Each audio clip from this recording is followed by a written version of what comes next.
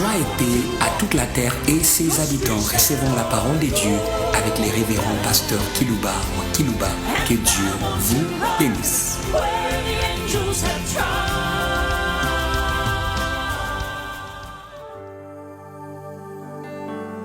À tous nos auditeurs en ligne, à travers les nations du monde, à tous nos auditeurs qui nous suivent par des radios périphériques, de vos villes respectives à travers les nations du monde, nous vous saluons au nom du grand Dieu. Aujourd'hui, j'aimerais lire avec vous la parole de Dieu avant de vous donner le sujet que je vais développer pour vous. Nous commençons la lecture par les livres de l'évangéliste Luc au chapitre 1 et les versets 31 à 32. C'est Gabriel qui parle ici. Il a une bonne vision de ce que Jésus allait être. Comme son père avait une bonne vision de ce qu'Abraham allait être parmi les nations de la terre. J'aimerais qu'aujourd'hui nous puissions vous communiquer la bonne vision de votre avenir. Luc chapitre 1 verset 31 à 32. Et voici, tu deviendras enceinte et tu enfanteras un fils. Tu lui donneras le nom de Jésus. Il sera grand et sera appelé fils du Dieu très haut. Le Seigneur Dieu lui donnera le trône de David son père. Il régnera sur la maison de Jacob éternellement. Et son règne n'aura point de fin. Gabriel avait une bonne vision de la personne de Jésus que je vous annonce aujourd'hui. Je vais lire avec vous dans le livre de Matthieu au chapitre 13, le verset 31 au verset 32. Il leur proposa une autre parabole et il dit: le royaume des cieux est semblable à un grain de sénévé qu'un homme a pris et semé dans son champ. C'est la plus petite de toutes les semences, mais quand il a poussé, il est plus grand que les légumes et devient un arbre, de sorte que les oiseaux du ciel viennent habiter dans ses branches. Et j'aimerais que vous soyez de cette petite semence appelée graine de sénévé. Une petite semence. Quelle que soit votre race, quel que soit votre sexe, cela importe peu. Mais j'aimerais aujourd'hui vous communiquer la nature des grains de sénévé. Que vous soyez pauvre ou riche, ça importe peu. Ce qui importe, c'est ce qui se cache en vous. Et nous allons vous communiquer cela. Et je vais continuer avec la lecture dans le livre de Luc, au chapitre 22, et nous lirons le verset 24 jusqu'au verset 27. Il est dit: s'éleva aussi parmi les apôtres une contestation, lesquels d'entre eux devaient être estimés les plus grands. Jésus leur dit: les rois des nations les maîtrisent, et ceux qui les dominent sont appelés bienfaiteurs. Qu'il n'en soit pas ainsi pour vous, mais que les plus grands parmi vous soient comme les plus petits, et que celui qui gouverne comme celui qui sert. Car, quel est plus grand, celui qui est à table ou celui qui sert? N'est-ce pas celui qui est à table? Et moi, cependant, je suis au milieu de vous comme celui qui sert. Il était grand, celui qui servait. Je reviendrai. La grandeur au service de l'humanité. Je vais lire encore dans les livres de Matthieu, d'Ecclésiaste, avant de continuer. Ecclésiaste, chapitre 2. Et je vais lire les versets. Ecclésiaste, chapitre 2. Je vais lire les versets 4 jusqu'au verset 9. J'exécutais de grands ouvrages. Je me bâtis des maisons, je me plantais des vignes, je me fis des jardins, des vergers, et j'y plantais des arbres à fruits de toute espèce. Quel entrepreneur! C'est grand Salomon! Nous avons besoin de grands qui font l'entrepreneuriat au service de l'humanité. C'était un homme occupé, non pas un fainéant. Il était à l'ouvrage, et les grands comme le Dieu créateur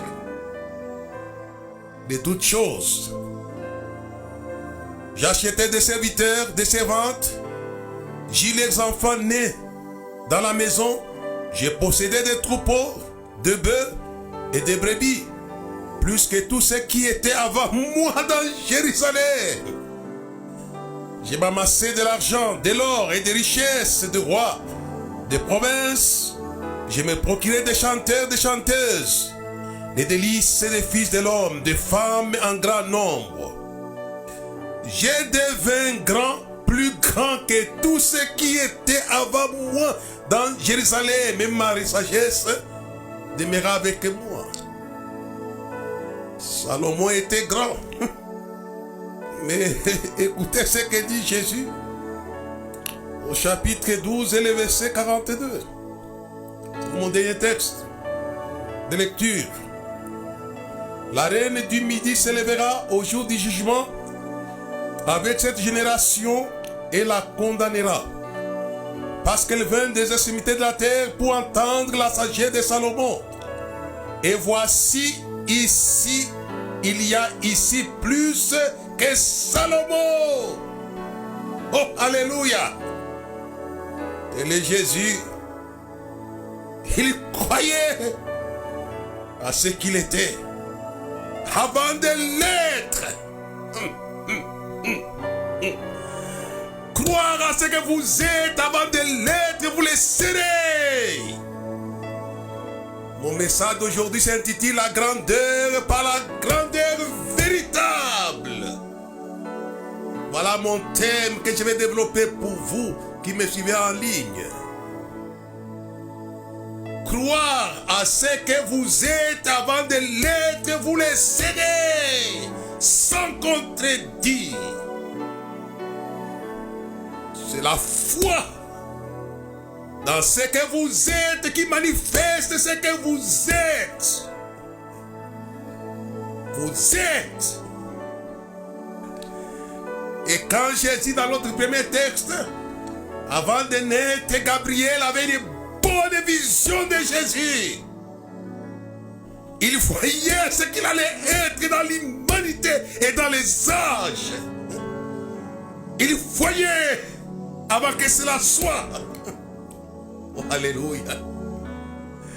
Il a appris à proclamer avec assurance, à confesser avec assurance ce qu'allait être Jésus de Nazareth parmi les nations de la terre. Et j'aimerais qu'aujourd'hui l'église cesse la bassesse. Apprenez à proclamer ce que vous êtes dans le Seigneur si vous l'êtes réellement. Parce que les gens des aventuriers qui se proclament ce qu'ils ne sont pas. Ici c'est Gabriel qui le dit. Il sera grand. Oh, alléluia. Il voyait ce qu'il allait être être Jésus de Nazareth avant de l'être. Il dit, il sera grand. Et ça, c'est extraordinaire. Jésus allait être grand avant de l'être.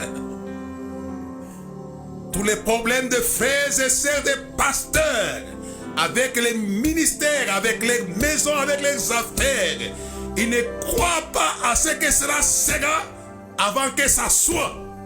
Oh, alléluia. J'aimerais vous communiquer par ce message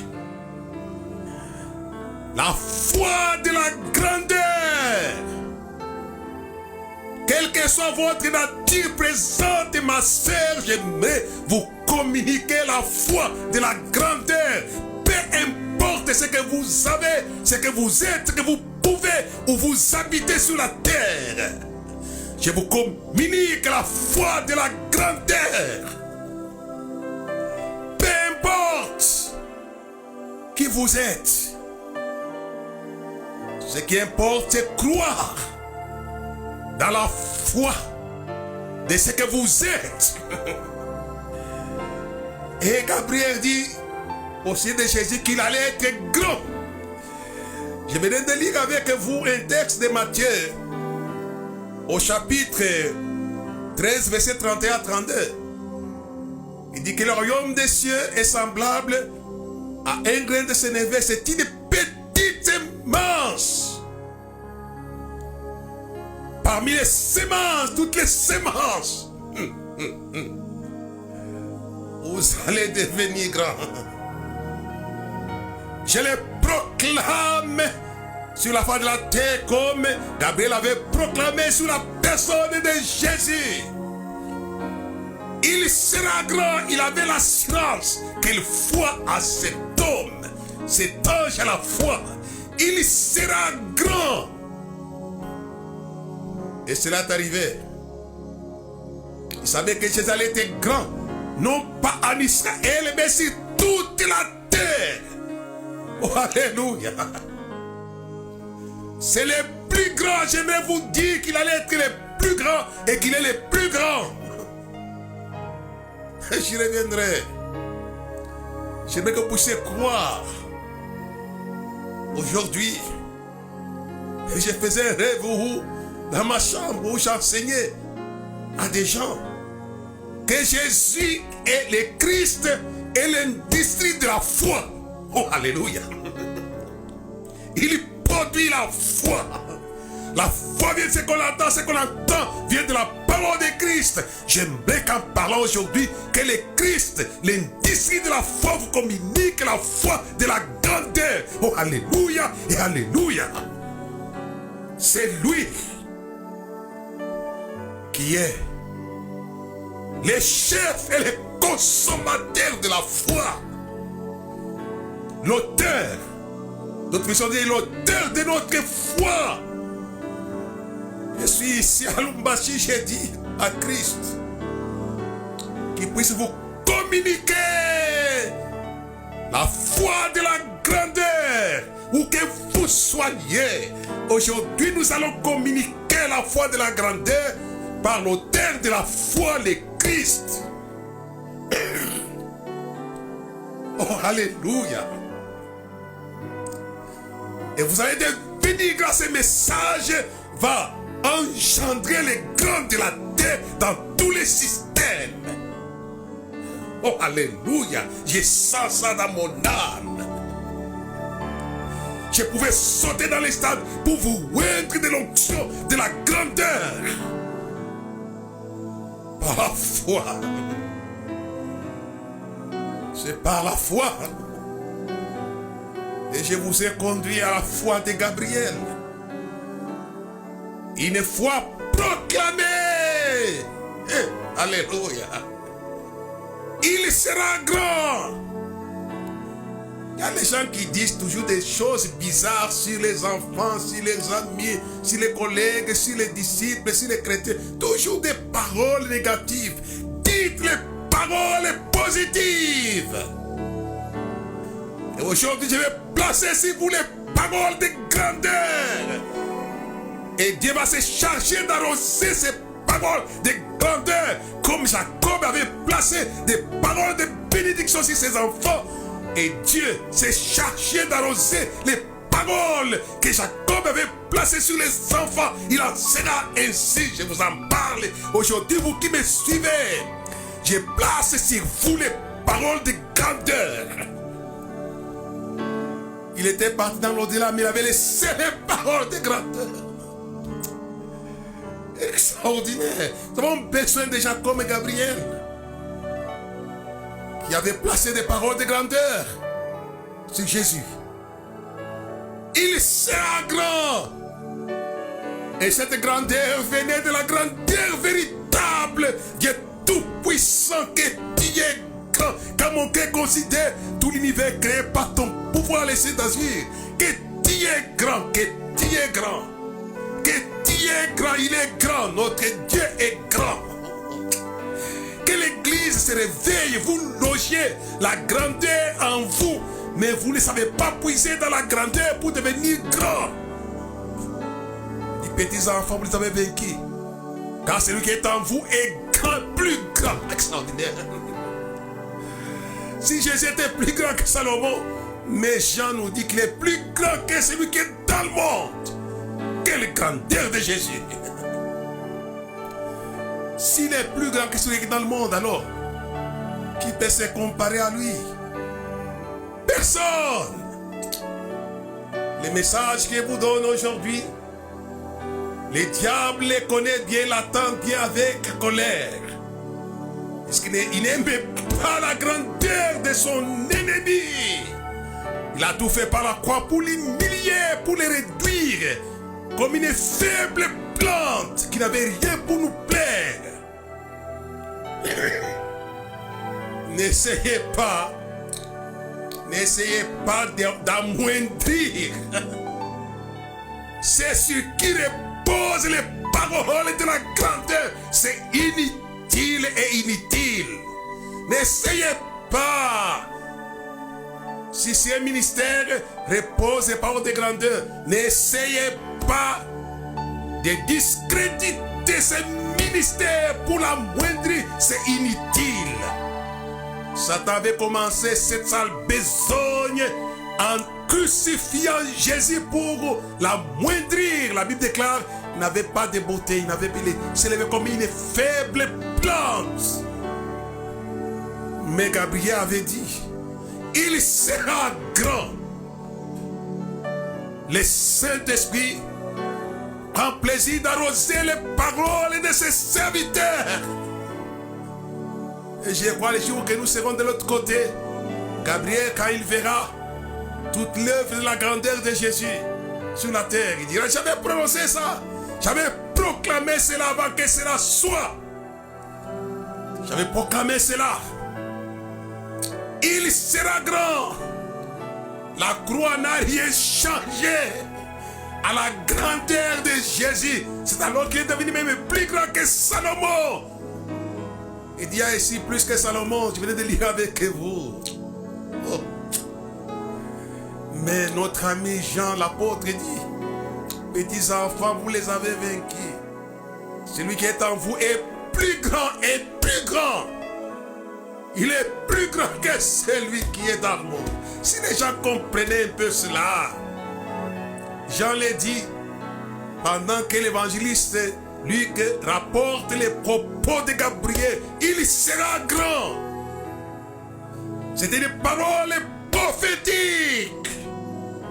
Et ces messages que je vous donne en ligne, à vous les frères, à vous les sœurs, à vous les pasteurs, hommes et femmes de Dieu, c'est un message prophétique. Vous allez devenir grand.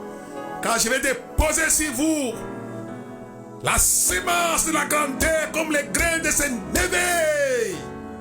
Quel que soit ce que vous êtes, vous allez devenir. Et c'est les royaumes des cieux comme ça. Vous connaissez l'histoire d'une pierre qui avait cassé la statue d'or. Elle l'avait pulvérisée. Et la Bible dit, et s'était posée, et c'était devenu une grande montagne qui avait rempli rempli toute la terre. Alléluia. Et cette montagne-là, c'est celui qu'on appelle Jésus de Nazareth. Il sera grand. Déjà, Daniel l'avait expliqué.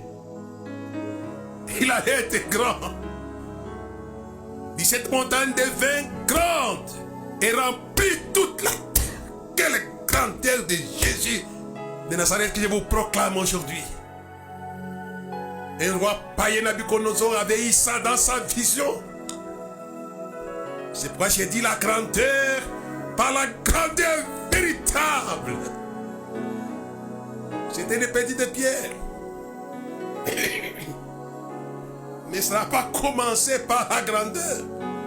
Ça a commencé par être petit. Mais ça allait devenir grand. C'est pourquoi la Bible dit ne méprisez pas vos faibles commencements. Il ne faut pas mépriser.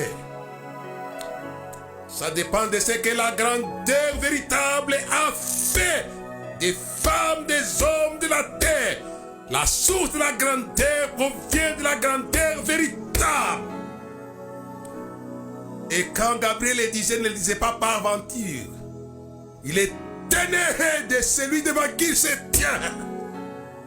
Il aurait attendu la grandeur véritable lui dire, celui que j'envoie sur la terre sera grand.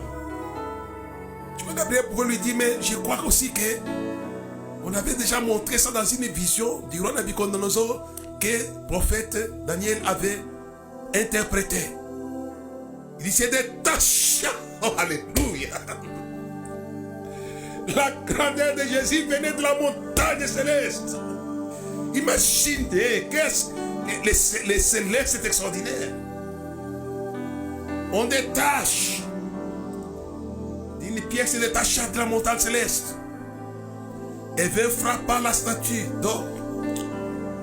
Et les pulvérisa.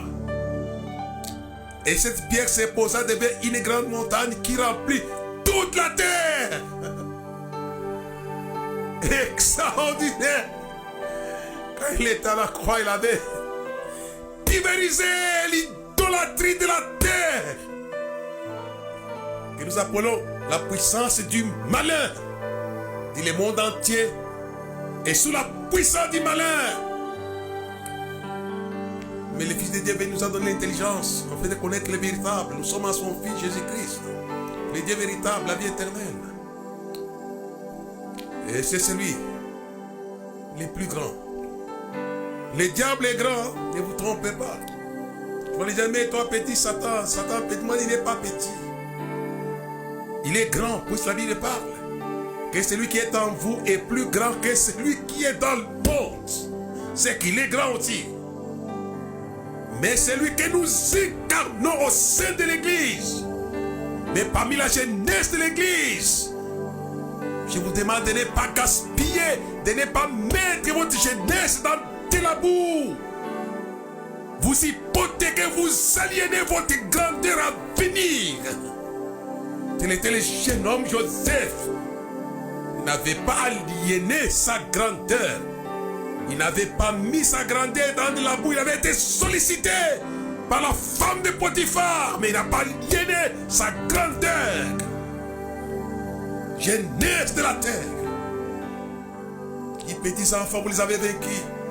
Car celui qui est en vous est plus grand que celui qui est dans le monde. Mais vous savez, jeunesse de l'Église d'Amérique, d'Afrique, d'Europe, d'Asie, d'Océanie. Jeunesse. Il y a en vous la grandeur par la grandeur. Oh, alléluia. Mais vous êtes en train d'hypothéquer, de vendre la grandeur par des banalités inutiles, jeunesse de la terre. C'est pourquoi Timothée a été conseillé par un vieillard. Fuyez les passions de la jeunesse. Ne vendez pas votre grandeur, jeunesse de la terre. Parce qu'aujourd'hui, je vous ai confié à ce rendez-vous, à ce forum international, pour vous communiquer ce que vous savez et devenir cela une réalité. Celui qui est en vous est plus grand que celui qui est dans le monde. Joseph n'a pas aliéné. Il n'a pas vendu sa grandeur. Il y a les gens qui vendent les grandeurs. Mais pourquoi vous vendez? Il y a les gens qui sont comme qui? Comme Esaïe. La grandeur était dans un grain de sénévé qu'on appelait les droits d'aînesse. Il n'a pas eu de bonne vision de sa grandeur dans ses droits d'aînesse. Et c'est pourquoi j'ai dit aux jeunes gens, ayez la bonne vision de votre grandeur. Ne la cherchez pas dans les fétiches. Ne la cherchez pas dans ceci, cela. Elle est en vous. Et sera vous. Alléluia. Tu m'as compris ce que j'ai dit là.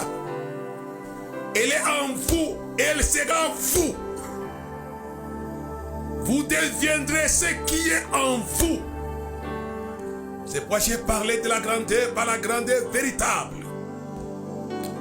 Et Joseph n'a pas aliéné sa grandeur. Il était dans la maison de Potiphar. Il a été sollicité. Comme aujourd'hui tout le monde est sollicité par les mâles. Soit j'attends des frères qui disent, me fais la cour. Elle me fait la cour. Moi je dis oui. Mais ce n'est pas une raison de dire, puisqu'on me fait la cour, j'accepte la cour. Non, pas du tout. Fuyez les passions de la jeunesse, jeunesse de la terre. Afin que ce qui est en vous soit vous. Et ça sera vous. Vous serez appelé Messieurs la grandeur, Madame la grandeur. Puisque ça y est en vous. Et Jésus, avant qu'il soit, Gabriel avait dit, et lui-même l'avait dit, il y a plus que Salomon. Salomon dit, je deviens grand, plus grand que tout ce qui était avant moi dans Jérusalem. Et dès qu'il parle, il parle de son père David. Vous savez pourquoi Salomon était grand? C'est puisque Salomon était dans les grands. J'aimerais vous demander aujourd'hui que vous soyez plongé dans les grands pour devenir grand. David était grand. Salomon était plongé dans les grands. David, il est devenu grand. Oh, alléluia. Abraham était grand. Va-t'en de ton pays, de ta patrie. Je ferai ton nom grand. Je ferai ton nom. Bon, c'est quoi j'ai dit bien. La grandeur par la grandeur. Je ferai ton nom grand. Oh, alléluia. Dieu sait faire de vous grand, de votre nom grand. C'est pourquoi j'ai dit la grandeur par la grandeur véritable. Je ferai la dit Abraham. Écoutez-moi. Je vais essayer de courir un peu. Et quand Abraham est sur les champs de la grandeur, Dieu le fait sortir dehors, lui dit, regarde, c'était la nuit étoilée. Dis, regarde, telle sera ta postérité. C'était par rapport à quoi? Souvent les chrétiens, les pasteurs, quand ils parlent de ce texte-là, ils s'arrêtent sur la quantité qu'allait devenir Israël. Mais moi, je ne m'arrêtais pas, j'essayais de m'en parler. Il n'y avait pas que la quantité, mais il y avait aussi la grandeur des enfants d'Abraham. Puisque les étoiles sont des grandes astres. Ce sont des grandes choses. Cette parole m'a fait tressaillir dans ma chambre quand il m'a parlé qu'il n'y avait pas seulement la quantité, mais il y avait la grandeur de ces astres. Regarde, regarde, regarde. Oh, alléluia, regarde. Telle sera ta postérité. Il m'a parlé, je vais prêcher là-dessus aujourd'hui. C'était la quantité. C'était la brillance, ça allait être des stars. Mais c'était aussi la grandeur. C'est ça les astres, ça les étoiles. Vous qui avez fait les études, vous connaissez bien la grandeur des étoiles. Ça m'a arrêté quand j'ai lu ces textes. Mais c'est intéressant ça quand j'ai préparé ce message dans ma chambre avec lui. Ne dites pas que c'est réservé, mais regardez la quantité, ce qu'elle m'a dit. Dites-leur. Ils vont dire que c'est réservé pour une partie. Mais regardez la quantité de ces étoiles. Il y a des billions en galaxies qu'on a montré à Abraham. Dit, telle sera ta postérité, ça sera des grands. Oh, alléluia. Les grands qui contrôlent les grands. Et quand Israël allait entrer dans un pays promis, il dit, sache Israël que tu vas passer les Jourdains pour te rendre maître des grandes nations, des grandes villes, des grands peuples. J'ai mis sur vous la foi de la grandeur pour contrôler ce qui est grand au service de l'humanité. Alléluia. Je crois continuer à ça. Bon. Je pense à ça. Je vous l'ai dit très bien. Vous serez cela. C'est la vision que le souverain apôtre de la foi m'a communiqué dans ma chambre. Dit, parlez-les, regardez ce qu'on a fait sortir Abraham. Regardez. C'était la quantité, c'est vrai. Mais m'a dit, mais il y avait la grandeur. Les étoiles sont des astres qui sont assez grands. Énormes. Énormes. Mais tout ça a été créé par la grandeur véritable. Grand, le Dieu Tout-Puissant.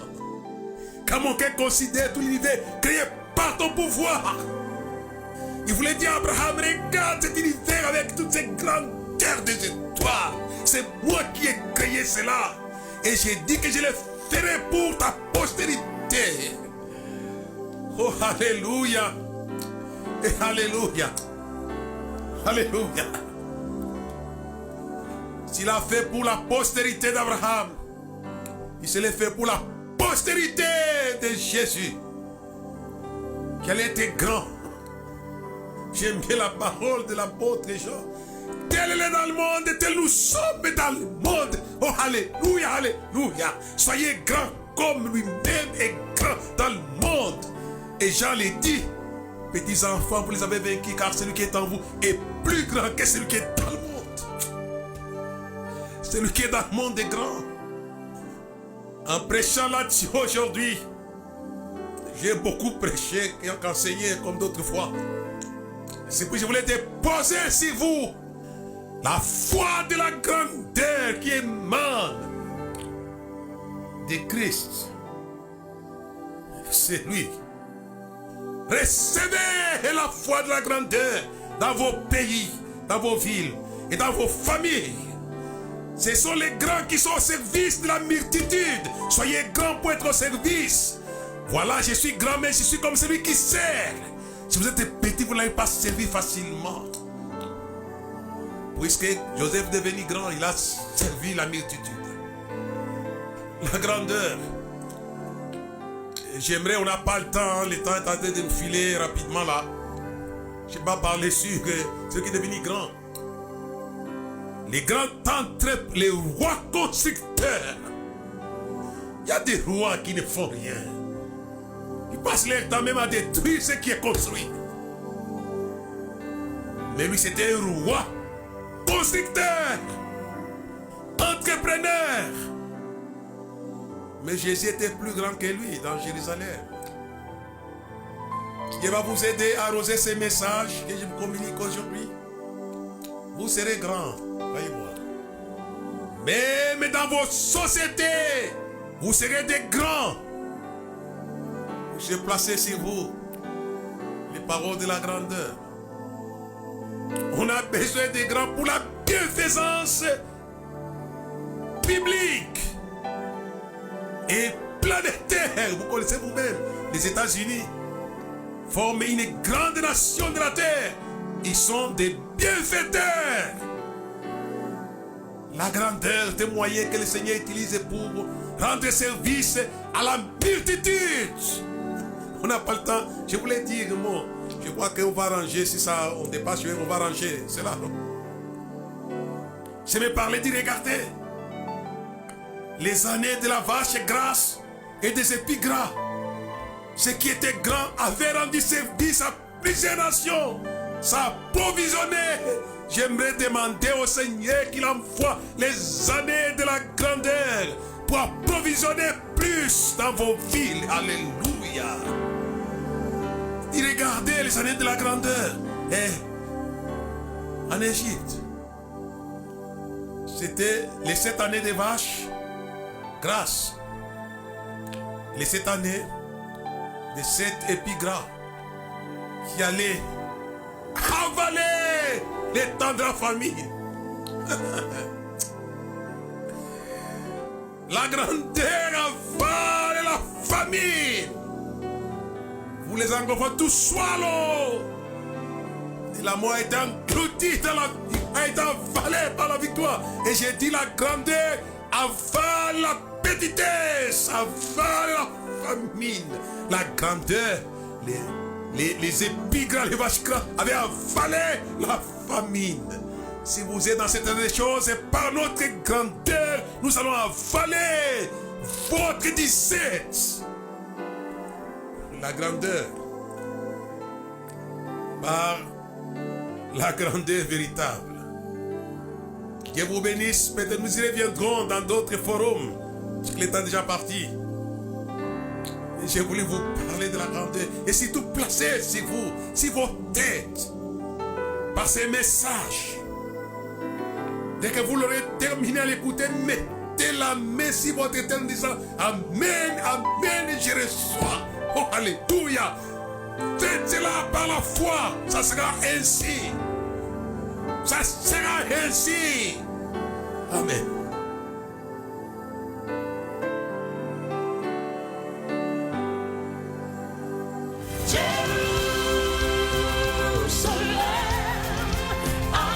Merci de nous avoir suivis. Faisons une large diffusion de la foi dans le monde au travers de ces enseignements.